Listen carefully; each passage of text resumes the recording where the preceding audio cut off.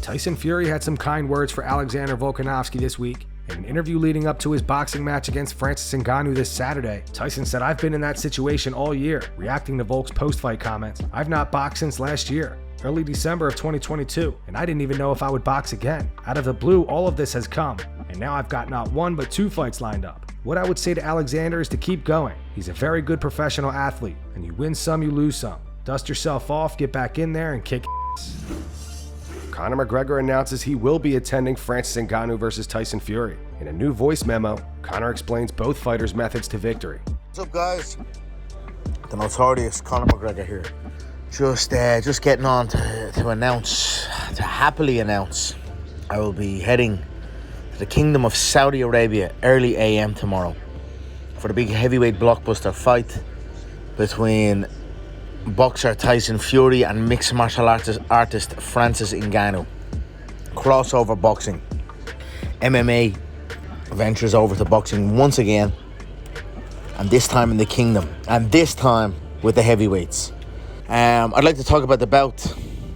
Great bout, interesting bout. Francis Ngannou, for me, is more of a kickboxer and a / boxer than he is a mixed martial artist, in my opinion. Now, he's more of a stand-up fighter than he is a mixed martial artist. You start throwing in grappling with Francis, it's never good for him. He has a striker's mentality.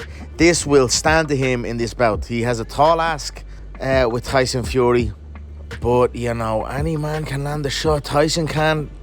Tyson does get hit. You would not know. It's going to be a tough ask. I'm excited to see it unfold. Tyson looks great in the build-up. It's fast, light, elusive. Could be a seriously stellar performance from Tyson Fury here.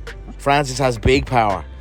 With a striker's mentality, if it gets a bit tougher for him in the later rounds, the striker mentality would stand to him versus if it was in a mixed martial artist mentality. So, with power, with that, anything can happen. Mike Tyson in the corner, that type of style could be a kryptonite of a long rangy distance type of fighter in Tyson Fury, and I don't think Tyson's going to want to let Francis test his power on him. And has Mike Tyson given some tips to get inside, to change an angle, to bang a shot that clips the top of the temple, to make it into an interesting bout? You wouldn't know. Also, Tyson Fury is named after Mike Tyson. Mike Tyson, former youngest heavyweight champion of all time, icon in boxing, and Tyson Fury's father, Jon, named his son after Mike Tyson, Tyson Fury. Fast forward a few years, Mike Tyson himself is now training a man to beat his son. Justin Gaethje makes his case for why he should be next in line for the lightweight title shot. Gaethje said, "I'm number 2, I knocked out Poirier. Charles Oliveira is ahead of me, but he already lost to Makhachev. I have not fought Makhachev. It's a fresh matchup, a new matchup, and I think that's what the fans are looking for. I think Makhachev would have dominated Oliveira just the same. Oliveira beat me. MMA math doesn't work. I've said Makhachev is not Khabib, but I think he might be as good, so I just want to go out there and figure it out. He's on a 13-fight winning streak. He's been absolutely dominant outside of the first Volkanovski fight. That's such a tough matchup for someone that's coming in grappling heavy. I think him attacking this as a striking heavy fight seemed to be absolutely the right game plan. Volkanovski is a bowling ball. It's hard to hold a bowling ball down. It is what it is. That was impressive. I've been here for a long time. I've been doing this for a long time, but I've earned my spot. I knocked out Dustin Poirier. Is Islam Makhachev beatable? I don't know, but I'm going to give everything as I always have." Following UFC 294, Daniel Cormier believes Islam Makhachev has done enough to overthrow Jon Jones as the pound-for-pound #1 fighter. At the moment, Jon is still pound-for-pound #1, with Islam being second. On his YouTube channel, DC said nobody anticipated this result, but Islam went and did it. We talk about pound for pound. We talk about being the best, and I think tonight Islam Makhachev showed that he is the best because I feel like he beat the best. I say that because of the respect that I and so many others have for Alexander Volkanovski. Alexander Volkanovski is a savage, and the way Islam beat him tells you that he is the best in the world. He is the best, and now people will start to wonder if he will be a better world champion than Khabib, if he's going to be the greatest lightweight of all time. I don't know. It's going to take a little more, but I think you have to take Khabib's whole career into effect when that happens. There's work to be done for Makhachev to be considered the greatest of all time. But what can't be denied is that he is now the #1 pound-for-pound fighter in the world. And why? Because of the person he just beat and the fashion that he just beat. It's unreal. It looks like Jorge Masvidal is not quite done with combat sports just yet. As most of you know, Jorge announced his retirement from MMA after his recent loss to Gilbert Burns. However, now he plans to box. Speaking to ESPN, Jorge said it's a yes, and my yes is yes and my no is no, and I'm telling you that's a yes. I'll tell you this much, it's not this year, no names right now, but I can tell you it's early next year, and I can tell you somebody is going to get killed. Jon Jones issued a statement last night. Jon gave an update on his injury and apologizes to Stipe Miocic for having to pull out of the fight. He posted another video this morning before he went into surgery. Hey, what's going on, everybody? This is your boy Jon Jones. Just wanted to make a quick video, let you guys know how I was doing. First of all, thank you to all the fans. Thank you to everybody who's checked in with me to see how I was feeling. Obviously, very sad situation, very upset.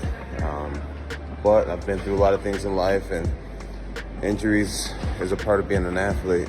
I want to thank the UFC for getting me into one of the best doctors in the country, Dr. Alan Trash. Thank you to Dr. Alan Trash and his staff members over here in California for seeing me so quick. I wanted to say thank you to Stipe Miocic for all the work that he's put in. Also, sorry to Stipe and his team. Like I said, this comes with the territory. Thank all my coaches and training partner, everyone who's helped me get this far. Can't even say get to the fight. But the goal is to get surgery tomorrow and get back to work as soon as possible. I guess it will be Stipe and I at a later date, and that's my plan. So it'll be surgery and physical therapy for me for the next several months. But I'm committed. And my head is high. Thank you to everyone who's prayed for me, and I love you all. Again, sincere apology to the fans. I know some of you guys, it was a huge commitment to get out to Madison Square Garden. Hopefully these other heavyweights, Aspinall and Sergey, put on a great show for you guys. I may even show up to the event to watch. But I love you all, and your boy Jon Jones is doing okay. I'll be okay. All right. Take care. All right, guys. Things are about to get pretty real for me here in a little bit, so just want to say appreciate the support and wish me luck. We're praying for clean surgery, quick recovery. Alex Pereira left a comment on the video. He wrote, "Have a good recovery. Excited to see you coming back. Always rooting for you." And that's going to wrap it up for the news. Thanks for watching. For daily MMA news and content, subscribe to Full Mount MMA and click the bell icon to be notified when we post videos. Here are the 3 top comments from last video. These comments are in reference to the UFC and Bud Light sponsorship and Dana White's response to fans threatening to boycott the UFC. The first one's from Swamp Thing D. It says, "Just when I think Dana is going to be honest and admit that the Bud Light deal was all about money, he goes into a speech that it was all about values." The second one's from Doyle McPoyle. It says, "Bro saying charity and being generous is right up his alley, while fighters work a second job is wild." And the final one's from Quakers. It says, "Dana, nobody tells me what to say. My wife tried and you saw what happened." Those were the 3 top comments from last video. If you want to be featured in the next one, all you have to do is comment down below. And if you missed yesterday's news, click the video on screen right now to get caught up.